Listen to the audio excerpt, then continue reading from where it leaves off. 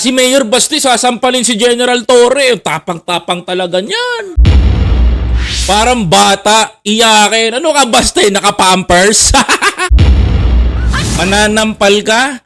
Kung ano-ano sasabihin mo sa publiko? Magtatapang-tapangan ka? Suntukan lang, di mo magawa? Diyos ko naman.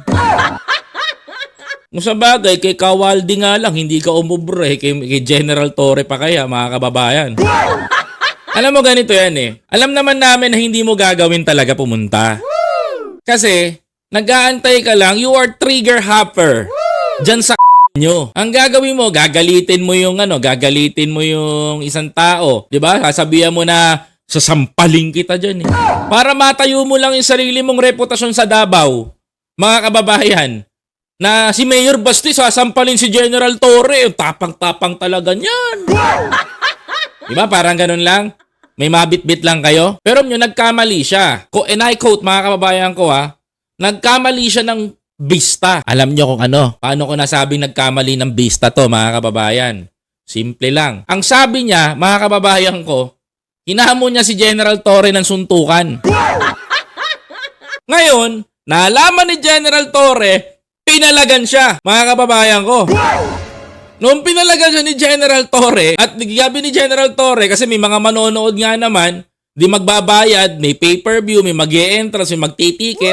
Sabi pa nga, Araneta Coliseum, naging Rizal Coliseum na ngayon. Mga kababayan ko, ang ending, mga kababayan ko, meron din siyang kondisyon, mga kababayan. Tapos alam mo yung away bata na bago tayo magsuntukan, may kondisyon ako, yung kondisyon ko ganito, gagawin mo muna damulag. Ganito yun eh. Ganito yung eksena yun eh. Parang bata, iyakin. Ano ka Basti? Naka-pampers? Nakakaiya. Tapos ano yung kondisyon niya? Painggan niyo yung kondisyon niya. Yung kondisyon niya, malabong mangyari para hindi matuloy yung suntukan. Mga kababayan, alam niyo yung malabong mangyari na kondisyon para hindi sila matuloy sa suntukan? Tingnan niyo mabuti ano yung kondisyon niya, mga kababayan. For the event, kung serious ka talaga Huwag nga kami. Tsaka mo.